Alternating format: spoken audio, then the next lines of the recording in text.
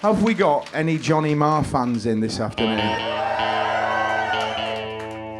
All right. I've actually written an introduction. You want me to read it, or should I not bother? Last night, I dreamt somebody loved me. I didn't actually. I slept dreamlessly. Exhausted by the spectacle of one of our great songwriter guitar players at his absolute peak. Smiths, Modest Mouse, Electronic The Cribs, Sandy Shaw, Billy Bragg, Brian Ferry, Talking Heads, PSB, Kirsty MacColl, etc. He's added his sound like a mournful glacier, melting and scattering drops of dewy genius for 4 decades. Let's talk about guitars and with Johnny Marr. But we are going to geek out a little bit. He does say Fender over the door, so that gives you an idea. My first question, Johnny, has to be, and people who've read your autobiography, Set the Boy Free, available in all good and disreputable bookshops, might already know the answer to some of these questions, but guitar-wise, where did it all begin for you? Was it Emily's guitar shop and standing and staring? Yeah, it was actually, yeah. It was a little, believe it or not, as a 5-year-old, this little, I don't know what they call haberdasheries, or that shop that used to sell brooms and buckets, and it's a little corner shop in the outskirts of the city centre in Manchester. There was a little wooden guitar in the window of this shop. It was a little toy guitar that I was completely, utterly obsessed by, and just bothered my parents until they got it for me. And then that guitar. Then I used to carry that guitar around. Then that toy. Like my mates used to carry around, like, you know, little toy cars, and someone would carry a football around. That I used to take that guitar with me everywhere. I had no idea what the attraction to the guitar was particularly, but that was my first guitar, as a little wooden thing, and I painted it a year or two later. When I started watching a lot of guitars on television, I noticed that they had buttons and switches and knobs on, so I painted this little wooden thing white with household paint, and my dad, this big old paintbrush, got paint all over the place, and put beer bottle caps on it. And so, yeah, and I was about 6 or 7 when I did that. So I just always, before I could even play, but my parents and the house that come from an Irish family, and they were just music mad. There's something really weird about the guitars, isn't there? There's something sensual about guitars. I remember, like, the first nice guitar I got, I can still remember how it smells. Yeah, that's, you know what I'm talking about? That's a common thing. When the guitar, I mean, especially if it's an old guitar case. I mean, loads of people will know exactly what we're talking about here. The smell of a guitar case is, you know, like old guitar cases, like really unique. Yeah. It's like new car smell. I don't know, I've never fucking had one. But, you know, I've been in other people's new cars and they smell nice. New car smell envy. New car smell envy. Let's just move it on a little bit to your early career, your nascent career, you know. Yeah. Because you're in a band that was quite successful for a while to begin with. I'm just going to sort of jump around a little bit here and just be a bit silly, but like, because from what geek sites I'm reading, it tells me that if we're talking about Fender guitars in particular, something iconic that you gave to the world, the intro to This Charming Man, was that done on a 1954 Telecaster? Wow, that's very specific. Yeah, it was done on a Telecaster. Yeah, it was tracked on a Ricky, but the sound that everybody knows, you know.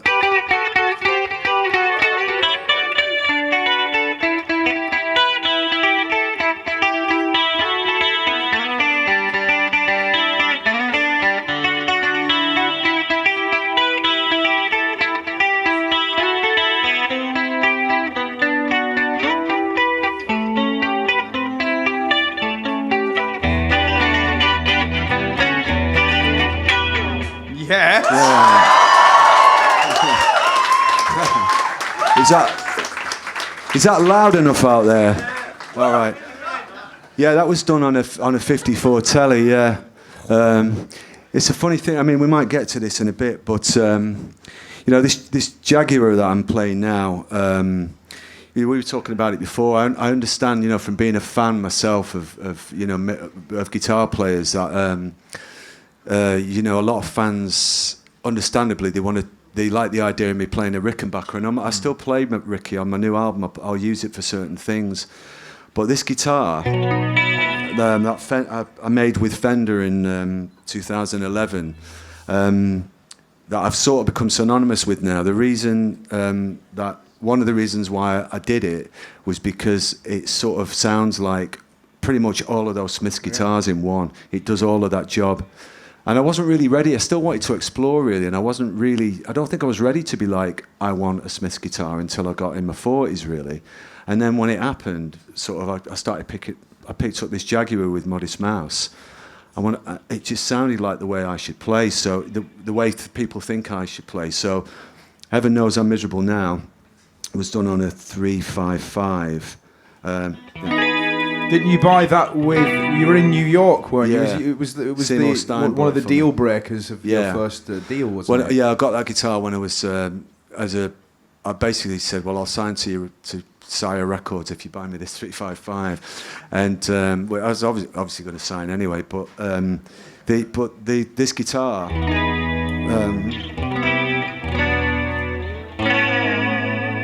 It actually sounds more like a Ricky than it does a Jag. It sounds exactly like a cross between a Ricky and a Gretsch.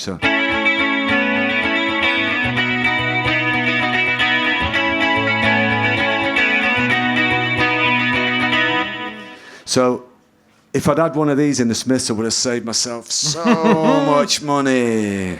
Tell us a little bit about how this got put, because you did a lot of personal R&D, research and development, to get this guitar right, didn't you? Didn't you have about 50 different King Jaguars or something? I had 12, about 12 of them. The story of how it happened with the Jag was that I went over to Portland to play with Modest Mouse, and the very first night I got there, Isaac Brock, the main guy in Modest Mouse, was playing. He was playing through these huge Fender Super 6 amps, a really loud Ida Telecaster, and I just didn't. I thought my guitar was not going to never compete, so I went through a bunch of his dusty old guitars, and he had this Jag that I'd never really bothered with a Jag before, and he's an unusual guy, Isaac, and he had flying goggles on, and this weird mask, and a big jug of wine. This is someone I'd never met before, and he was playing away there, and he said, "You got any riffs?" Now I know from being a child, really, that whenever I'm invited to play with other people, I don't just show up. I always try and have a riff with me. Got a bit of homework behind you. Yeah, I have a bit. So I had this chord change that was just like that.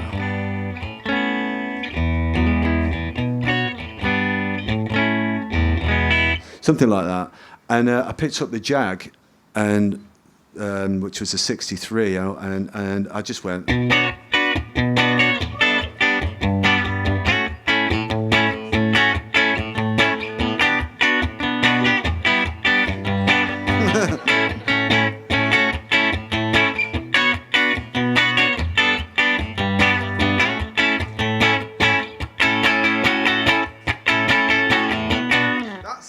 And thanks.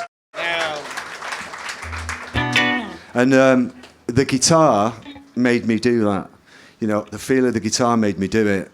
And that song became Dashboard by Modest Mouse, and it was the biggest independent guitar record in 2007. So I thought, I'm going to stick with this guitar. And then I just got obsessed with building it, and then Fender invited me to build. They heard that I was buying up all these old parts, because back then they were still pretty cheap. This was even just as recent as 2007, 6. So they'd heard that I was buying up old necks and building this knock-up guitar. So they said to me, "Well, look, we'll help you do that, and then if you build your perfect Jag, which is like a dream come true for someone like me." So I just built this guitar over about 2.5 years of real obsessive, real proper OCD, and then it's become like a really popular guitar now. So I'm really, really proud of it, and it's the only guitar that I use. Do you've touched on it before? Something about I've read this in interviews that you've said about certain guitars, they have music in them. Oh yeah. So some guitars do, don't they? And do you agree that some guitars have music in them some days and not other days as well? Like, you can pick up a guitar and be utterly inspired by it one day and maybe a different one the next day. Yeah, well, I think another thing that's to add to that is that, I do think instruments do have music in them, without a doubt. When I was starting out, when the Smiths first started getting success, you know, what I did, the first thing I did when I started making some money was obviously spend it on guitars. And but I wouldn't just go and blindly buy a guitar. I'd go into a guitar shop, and I was really hooked on old guitars. They weren't called vintage guitars, and they were just old guitars. And sometimes I'd had an idea about buying one and, you know, getting one. You try it, and it just wasn't happening. But you pick up... I mean, a lot of guitar players know this, I think, or a lot of musicians. You know, when you actually pick the guitar up off a wall, as you bring it down, you sort of know whether that guitar, you know whether that guitar is right for you or not. And I used to have a rule, because you know, we weren't making that much money. We were still an indie band, and you know, spending 700 quid on a guitar was a real indulgence. That I would have to write a song on it. You know, that was my. I thought to pay for it, you'd have to pay for it. Yeah. So every time I got a guitar, I kind of wrote a song on it. Almost like an exercise, like a sort of... you have to do that for it to pay its way. Entirely, yeah. I mean, there's a green Telecaster that a lot of people ask me about, that I wrote. I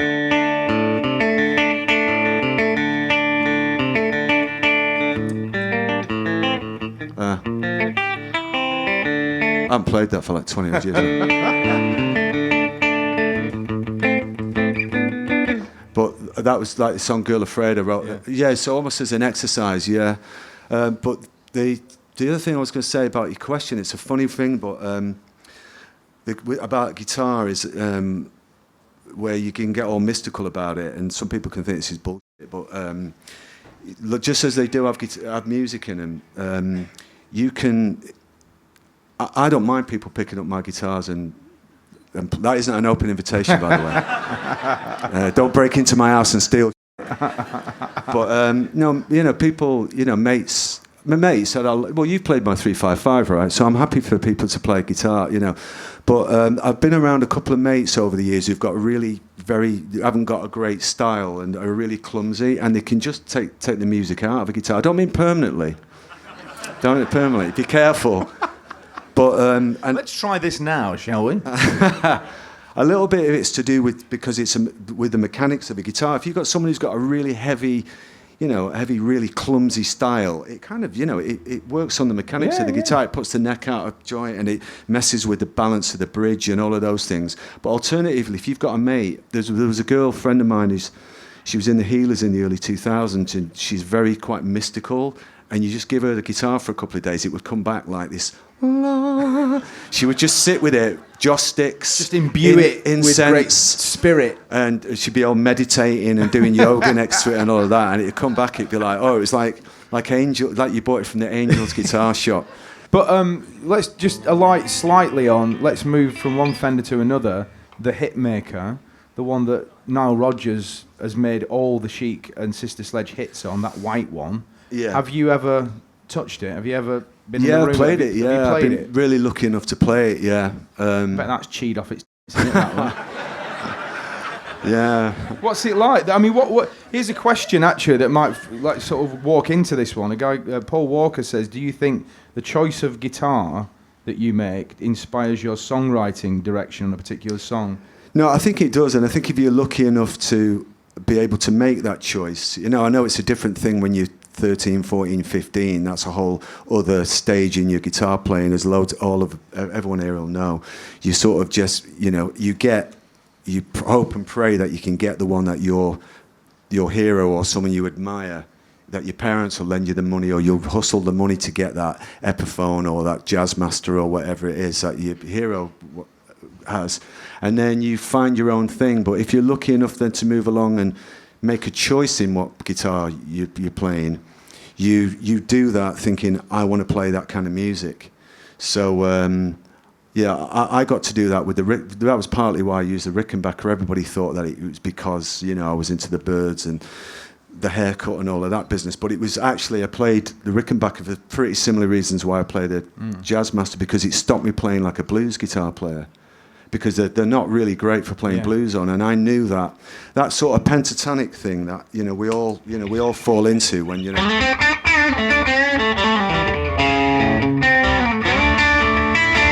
which is really fun to play.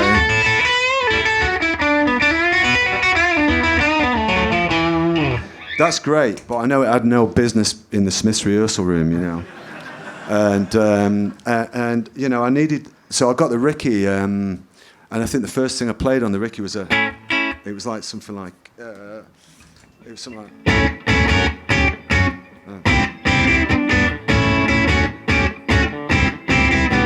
And that's exactly what I wanted it to do. You know, I wanted to get away from that kind of blues rock vibe and play chords, play to my strengths, really. But that's the thing with you is that, and it's a basic question, but what informs this incredibly fluid style? Because it's just these cascading arpeggios, and then it's the choppy chords, and then occasionally you'll throw in a slightly flash guitar, so you might treat yourself to a couple of pentatonic scales, but then you're back in.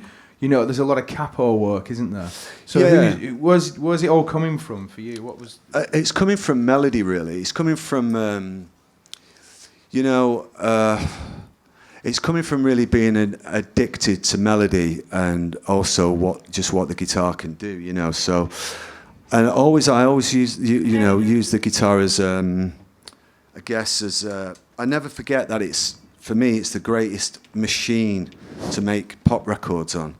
I like that idea more than almost anything. I've got it in my bones that it's a beautiful instrument that I want to fetishize. There's no getting around that. That's just inside me. But intellectually, I always try and honour and not take for granted that it's an electronic machine that makes pop music. So I've got that going on. So I like the idea of it making a record while I play. And then, then you just follow your melodic instinct. So I was watching this Clint Eastwood movie one night in 85 or something, 86, with the sound down on the television, and there was some sort of scene going on in a nightclub, but the sound was down, and I just found myself going. So what's going on there is I'm already hearing that. Do, do, do, do, do, do, do, do. So I just follow that tune.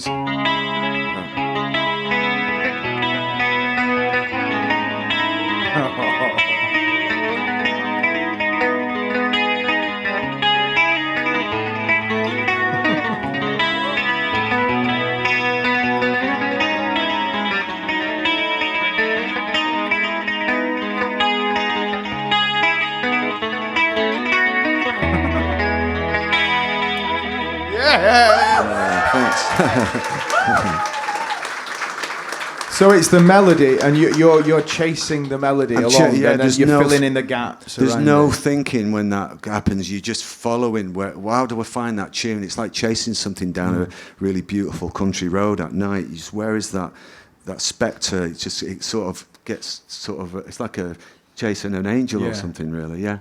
Is it true also that you bought a lot of Strats from John Entwistle of The Who? I did actually. I was lucky enough to, in about 80, 85, 86, I bought a... Were you a big fan of the Who? I was, yeah. And I just got the message from John Entwistle that he wanted to flog me a bunch of Strats cheap. So that was a few £100 well spent, actually. You like a job lot of 60 Strats from John Entwistle of The Who? Yeah, I got about 5 or 6, 7, and I got a couple of Gretches off him, and then I got a Les Paul that Noel Gallagher's now got. That Noel Gallagher borrowed and hasn't ever given back. Do you know what? Let's call a spade a spade. I mean, the man's a thief. He's a guitar thief. Put that in the Brighton and Argus as well. So what's it like? I mean, because you've gone through this ridiculously varied career and playing with everybody from Billy Bragg and Kirsty MacColl through to electronic. Like last night at Islington, you played Getting Away With It, and it just went completely off. Obviously, fucking nuts. Yeah. But like you say, you're playing with Hans Zimmer now and playing on things like the Spider-Man soundtrack, amongst others. Yeah. You know, what's you've given us a pretty decent description actually of how you come up with stuff, but. Is that how you do it? Do you kind of watch scenes and improvise things, or do they sometimes just describe it and you come up with something that's a bit of vibe? Or? No, I'm trying to think. I might have to do something mad here, but no, on the Spider-Man thing, for instance, there was because I haven't got see, it's where you need a double neck. Where's the double neck when you need one, right? But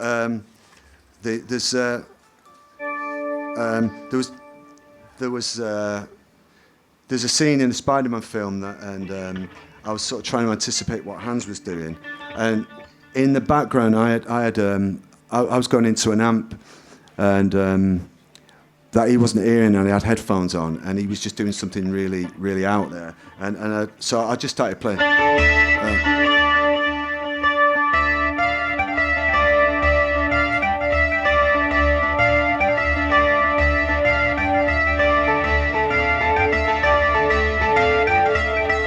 And then he could hear it coming out of my headphones. I wasn't brave enough to sort of get in the way of his dealing with this massive bit of soundtrack, but I made sure it was loud enough in case, and he said, what's that? And that ended up being the riff that goes, he built everything around. So I just go on a hunch, and I sort of step back, and I kind of just sort of suggest little things in his ear, and if he likes it, he'll get me to do it. Planting seeds in the great mind of Zimmer, basically. Yeah, that's kind of my job with Hans, yeah. There's almost a sort of Tubular Bellsy feel to that, isn't there? It's yeah. Arpeggiated. And what's it? It won't really work without me orchestra. But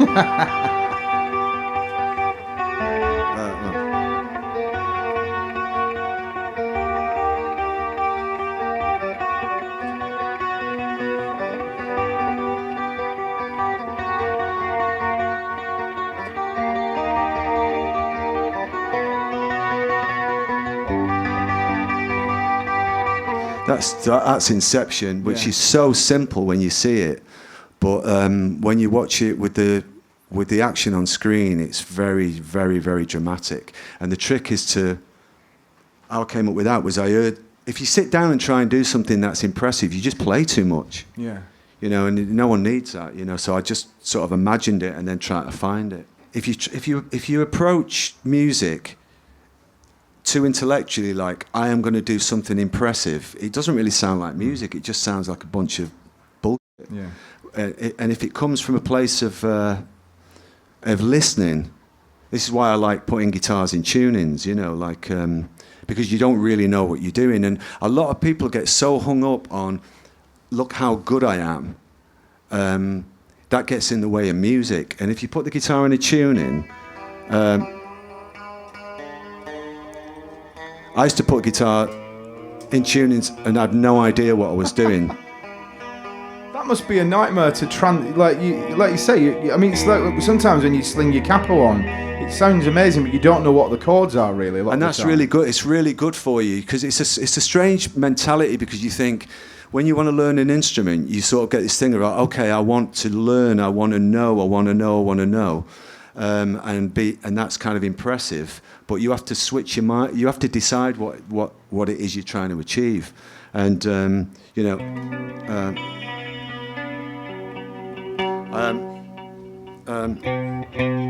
So when I put the guitar in this tuning,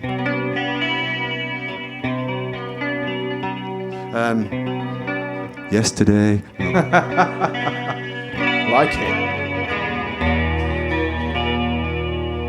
Just using your ear. Yeah, I had no idea what it was, and I ended up coming up with a Smiths song, but actually I didn't know what I was doing, and that's frightening to some people because you spend all of that time trying to learn what to do. So anyway, I ended up with this track that ended up being Headmaster Ritual, and I didn't know what I was doing, so I was.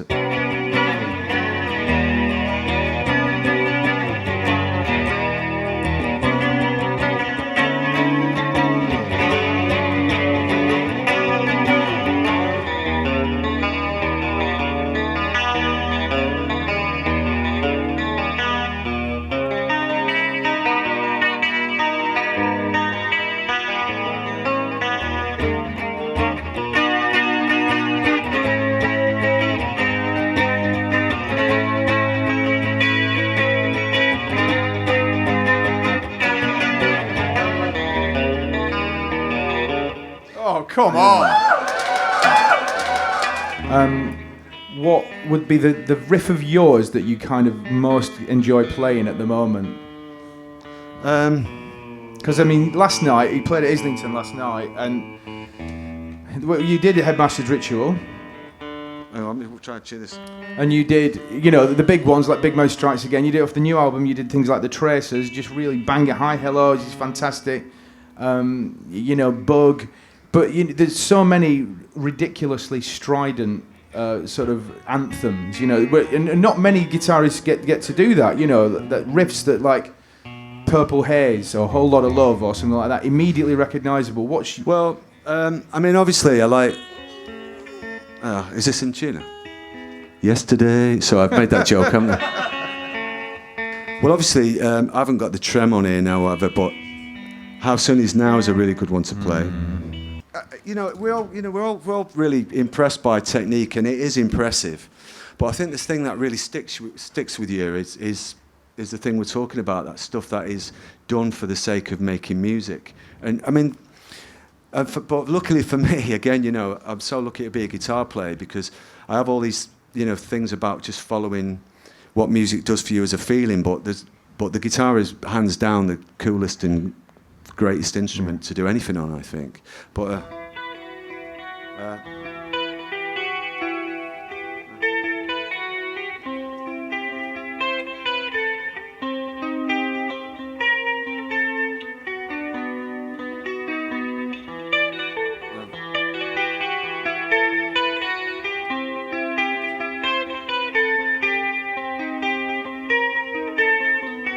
that's my favourite Smiths riff. So beautiful. It's amazing to see it, isn't it?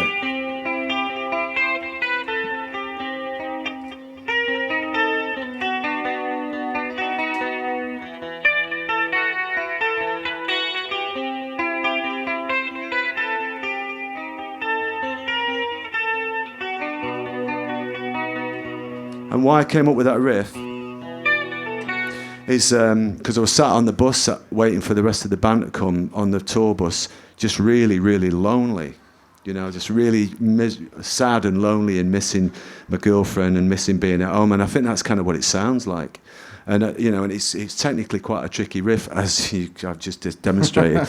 but the thing I love about it is that I was able to play the sound of my feelings, which is just the greatest thing in the world for being a musician. It's better, it's the best thing, yeah. And, we're coming towards the end of our time here. I should get another question in from people who sent Twitter questions to Fender. When you made songs, says Laura, back in the Smiths days, you filled the empty spaces before vocals with extra guitar stuff. Is it different or harder making songs now that you write the lyrics yourself? No, it's just different. And the thing that happened there with the Smith stuff was that I actually... What's her name? Was that Laura? Laura, yeah. Yeah. I actually... Because of the way Morrissey used to put his vocals in unexpected places on the music, I used to fill in the space after. So that he would leave spaces where I didn't think there was going to be spaces, and he would cover up where the solo was supposed to be. So the little Dickens. So no, that was fantastic because you're forced to rethink it, and it made me have to put stuff in gaps where I wasn't expecting it. But I sort of approach it in the way that I did when I was about 16, 17, when I was always thrown out at the front as well. You have to sort of adapt to your guitar around the vocals, and I mean it's great having to write, coming up with your own titles and. The single, my favourite song that I've done at this point in my life is the one that's out now, which is always pretty handy, which is the... Hi, Hello. Yeah, it's beautiful. It's my favourite song, There's something quite, like I said, we did a radio interview last week, but there is something utterly classic, like, I know you were a big Patti Smith fan back in the day, but I watched about 25 hours of Tom Petty documentary a couple of weeks ago and petted off my knockers as well. But there's a lot of that, just utterly classic, very, very simple but beautiful music. It's really simple, I just, as I say, I'm not addicted to like writing like really clever, fun, tricky stuff. If it feels right emotionally, I was just playing.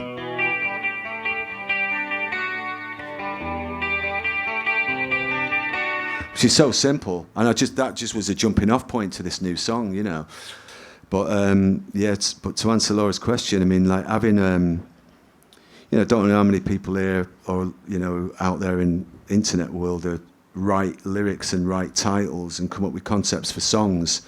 Not everybody does, but it's a really fascinating challenge. It's really good for the brain.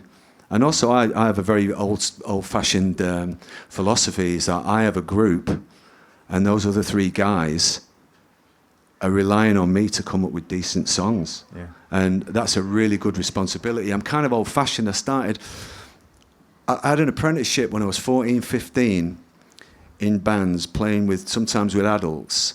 And, what I do is often compared, particularly with the Smiths, because it was such a big band.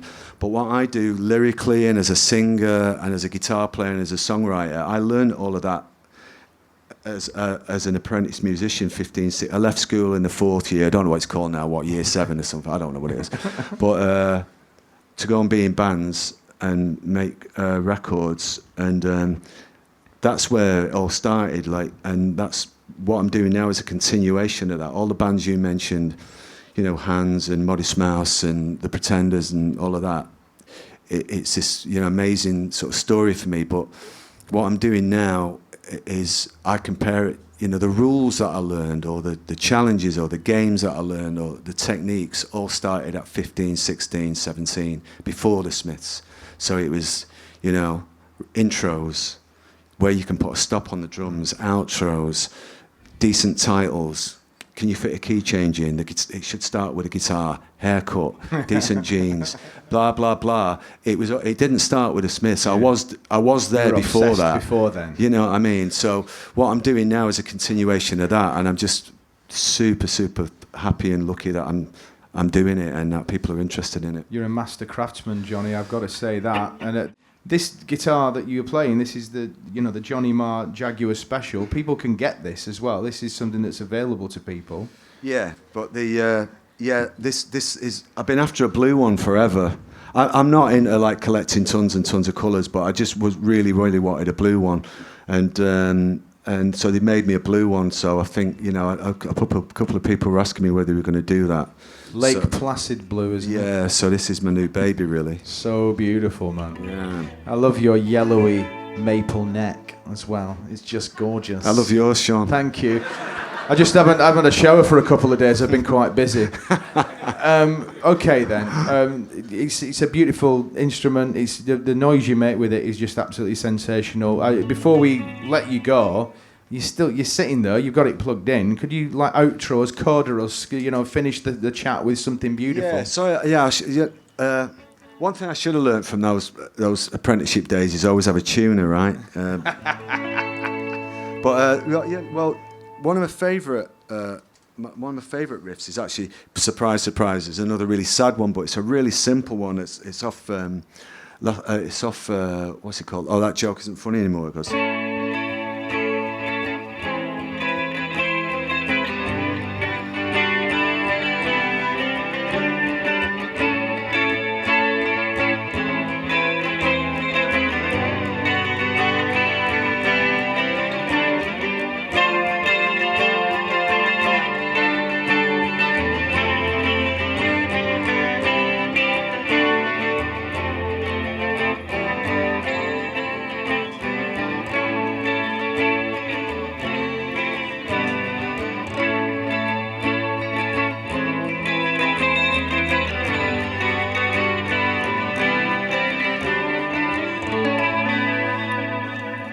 Ladies and gentlemen, thank you very much. With the Fender Jaguar there, the Johnny Marr Special. Ladies and gentlemen, give it up, a huge round of applause for Mr. Johnny Marr.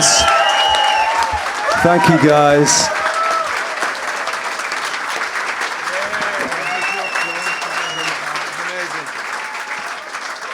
Thanks, fellas. Enjoy your weekend.